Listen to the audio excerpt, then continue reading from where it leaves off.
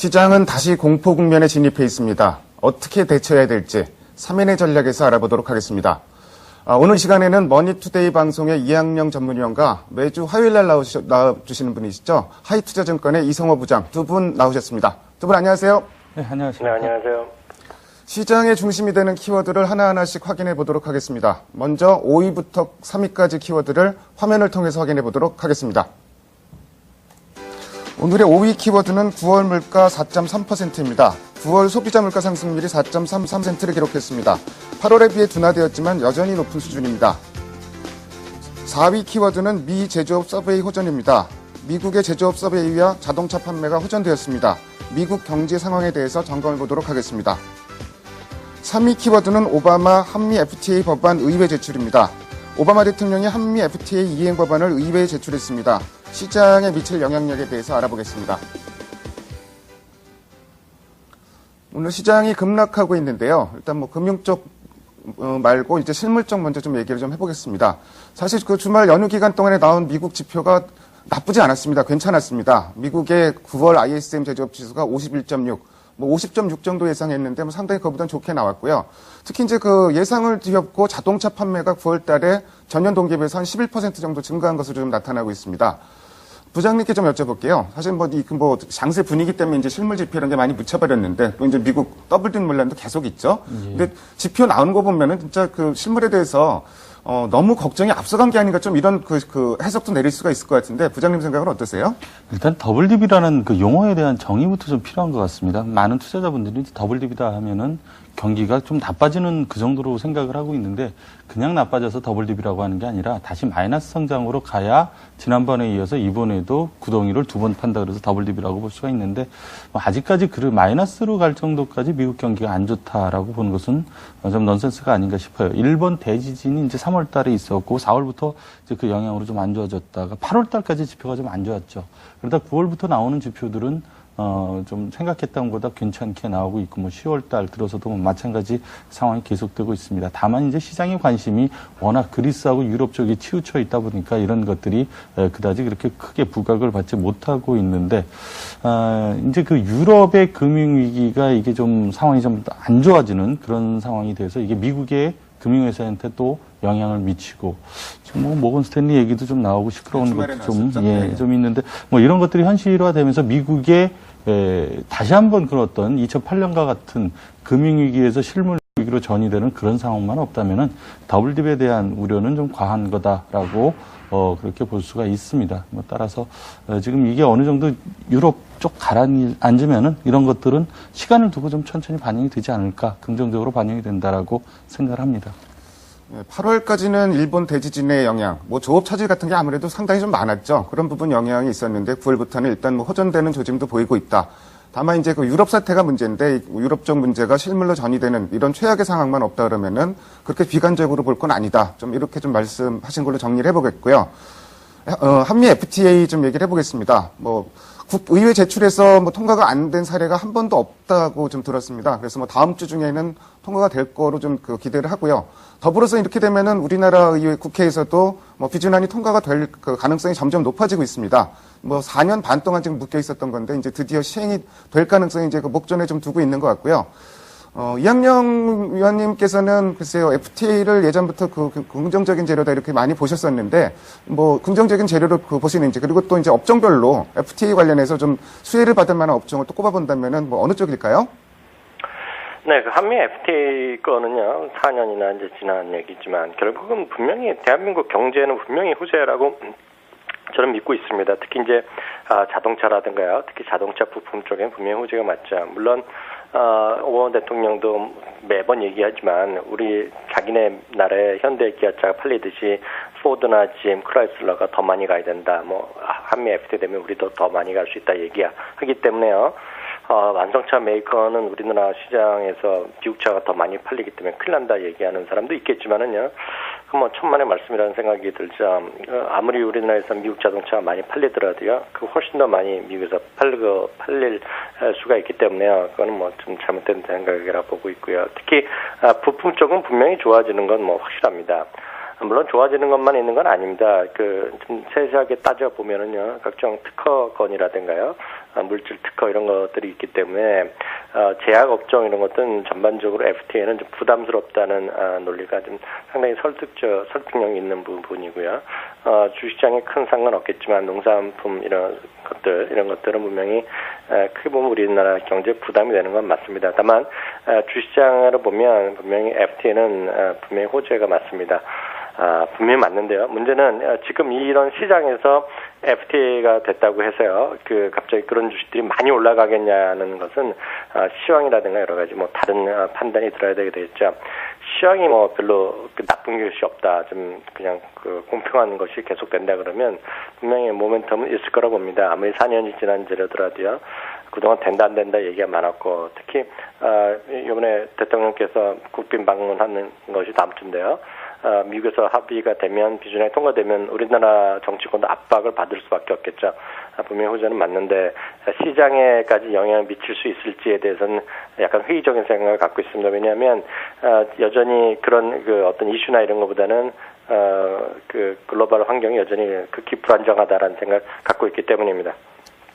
예, 제약이나 음식료 일부 업종을 제외하고는 사실 기대를 해볼 수 있지만 문제는 이제 글로벌 환경 이 부분이 더 관건이 되기 때문에 일단 오늘 사실 FTA 재료가 시장에는 전혀 반영이 안 되고 있는 좀 이런 모습으로 볼 수 있을 것 같습니다. 다음으로 오늘의 2위 키워드를 화면을 통해서 확인해 보도록 하겠습니다. 오늘의 2위 키워드는 그리스 디폴트 우려입니다. 사실 그리스에 대해서 굉장히 지난주까지만 해도 낙관적인 분위기가 많았었는데요. 재정 적자 감축 목표가 올해 달성이 어렵다 이런 얘기도 나오고요. 그러면서 구제금융 지원이 최종적으로 13일까지로 연기가 됐습니다. 근데 이제 문제가 되는 부분이 13일 다음 날인 14일 날 그리스 같은 경우는 이제 20억 유로, 이탈리아 같은 경우는 71억 5천 유로가 만기가 돌아오는 좀 이런 상황인데 사실 이학영 위원님께서는 글쎄요 이렇게 되면은 여러 가지 좀 설왕설래 얘기는 많지만 일단 최악의 시나리오로 갈 가능성도 전혀 배제는 못하는 거 아닐까요?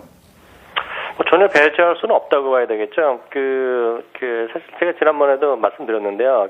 그리스 사람들에 대한 신뢰성이 많이 떨어져 있습니다. 이번에 딱 지금 말씀하신 대로요.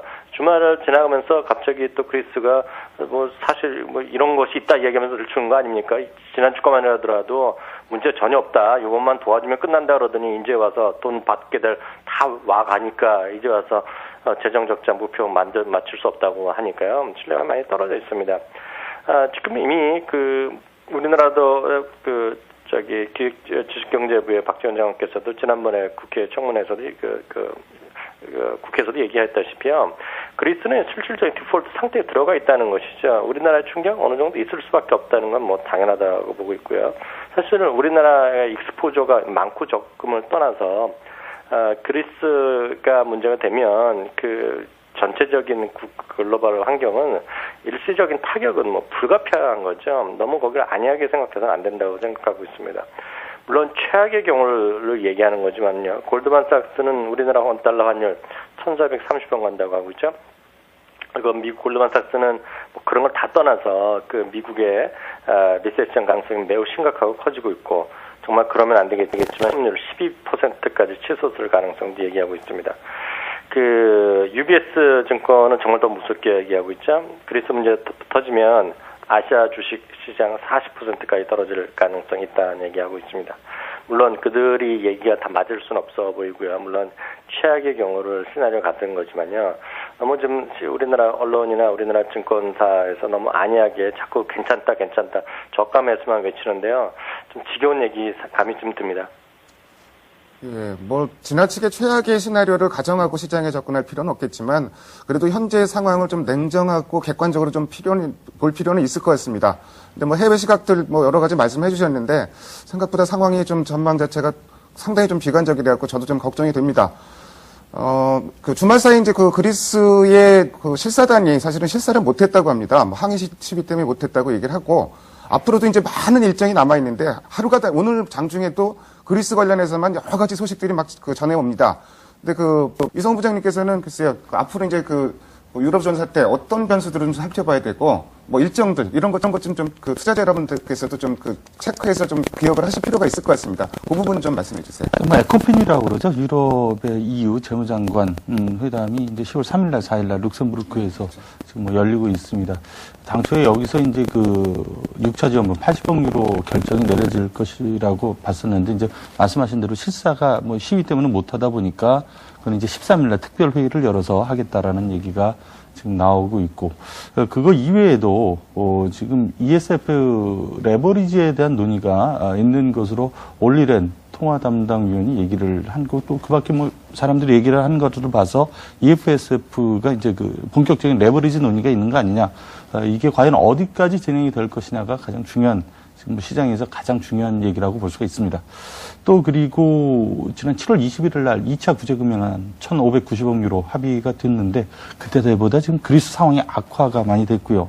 또 이제 재정적자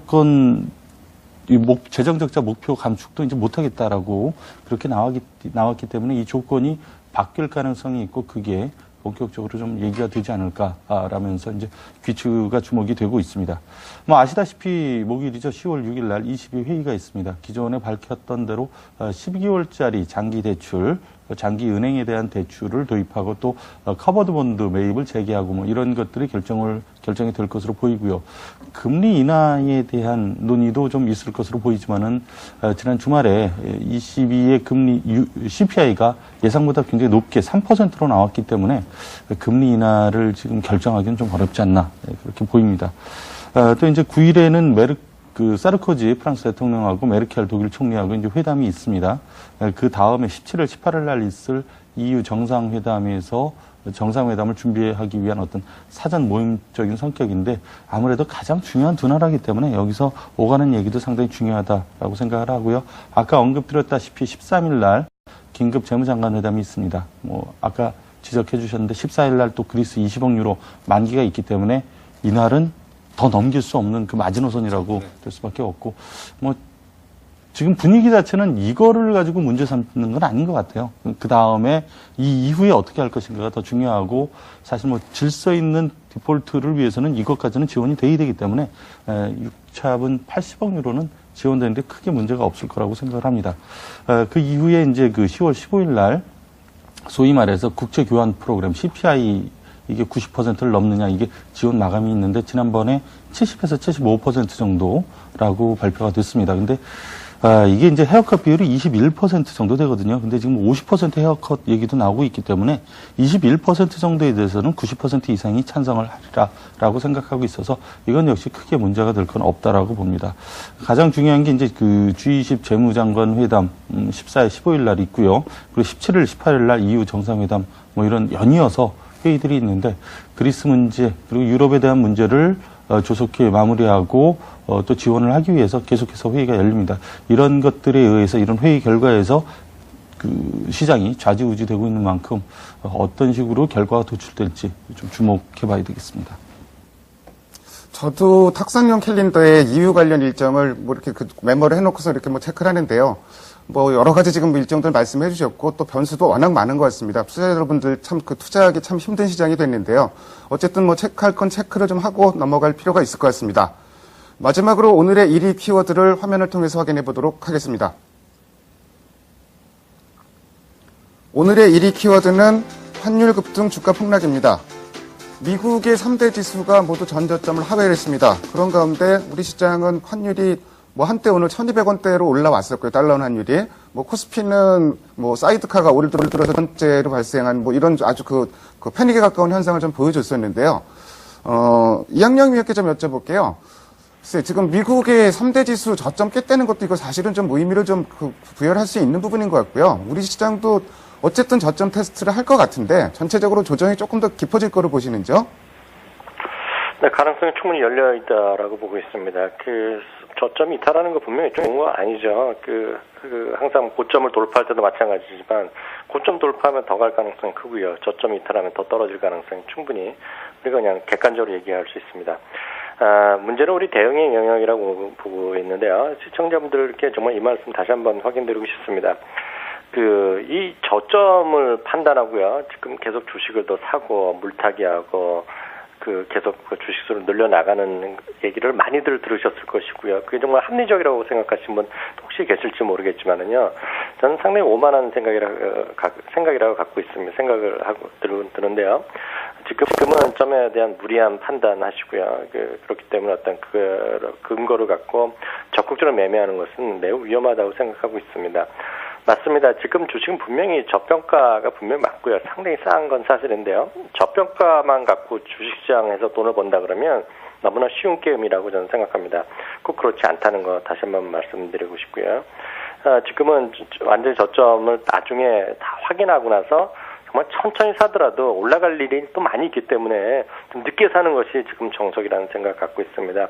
1차적으로는 지난주부터 계속 말씀드리지만 그전부터 말씀드리지만 1850은 좀 확인되고 사도 늦지 않는다라는 생각을 갖고 있고요. 좀 더 느긋하게 보신다면 아예 1950 정도까지 확인하고 사더라도 늦지 않는다는 생각을 갖고 있습니다. 예, 정석적인 모멘텀 투자라는 건 사실 많이 빠졌을 때 주식을 사는 게 아니고 일정 부분 올라와서 저항대를 돌파했을 때 매수를 하는 게 정석이라고 되어 있는데요. 그런 부분을 말씀을 해주셨습니다. 부장님께는 또 이런 거 여쭤볼게요. 사실 오늘 올라온 종목 찾아보니까 별로 없어요. 근데 뭐 올라온 종목 찾아보니까 뭐 NHN 정도, KTNG도 아까 장중에 좀 플러스 났었고요.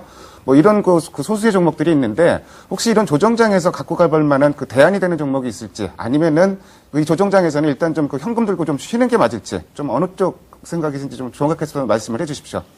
저는 그렇게 생각합니다. 비포장 도로를 달릴 때 벤츠든 티코든 그렇게 크게 차이는 없다라고 생각합니다. 이제 고속도로에 갖다 놓으면은 그 차이가 많이 나겠죠. 지금 시장은 거의 비포장 도로처럼 굉장히 험하고 거친 그런 상황입니다. 이런 상황에서 어떤 종목들이 특별히 좀 강세를 보인다고 그래서 그것들을 그렇게 갖고 가야 된다라고 생각지는 않습니다. 오늘 급락장에서는 항상 그렇죠.